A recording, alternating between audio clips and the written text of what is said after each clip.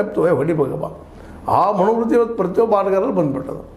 ಅದರಲ್ಲಿ ಸೌತ್ ಆಫ್ರಿಕಾದಲ್ಲಿ ಇಲ್ಲಂತಲ್ಲ, ಅದು ನಮ್ಮವರು ಸ್ವಲ್ಪ ಆ ದಿಶೆಯಲ್ಲಿ ಇನ್ನಷ್ಟು ವರ್ಕ್ ಮಾಡಬೇಕಾಯ್ತು. ಅದು ಯಾಕಂದರೆ ಪ್ರತಿ ಬಾಲು ಹೊಡೆಯೋದಕ್ಕೆ ಇರೋದಿಲ್ಲ, ಪ್ರತಿ ಬಾಲ್ ಆಡೋದು. ಅದೇ ಟೆಸ್ಟದ ಸೌಂದರ್ಯ ಏನಪ್ಪ ಅಂತಂದ್ರೆ ಪ್ರತಿಯೊಂದು ಬಾಲನ್ನೂ ಆಡುವಂಥದ್ದು. ಯಾಕಂದ್ರೆ ಇಲ್ಲೇ ಬಾಲರ್ಗೆ ಲಿಮಿಟೇಷನ್ಸ್ ಇಲ್ಲ, 5 ಓವರ್ ಮಾಡಬೇಕು, 2 ಓವರ್ ಮಾಡಬೇಕು, 4 ಓವರ್ ಮಾಡ್ಬೇಕಂತಿಲ್ಲ.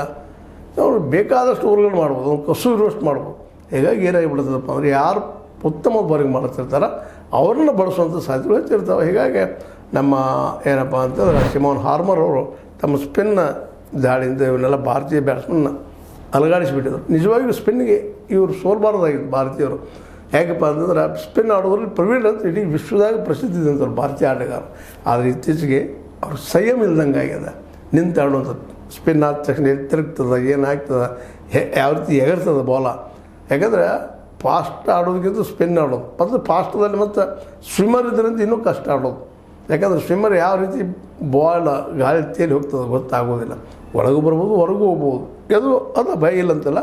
ಬಟ್ ಸ್ಪಿನ್ನರ್ಗಳದ್ದು ಏನೈತಪ್ಪ ಅಂತಂದ್ರೆ ಅದು ಈ ಹೇಳ್ತಾರೆ ಅದರಲ್ಲೂ ಒಂದು ಮಿದು ಪಿಚ್ ಮೇಲೆ ಅವರ ದಾಳಿ ಜಬರ್ದಸ್ತ್ ಇರ್ತದೆ.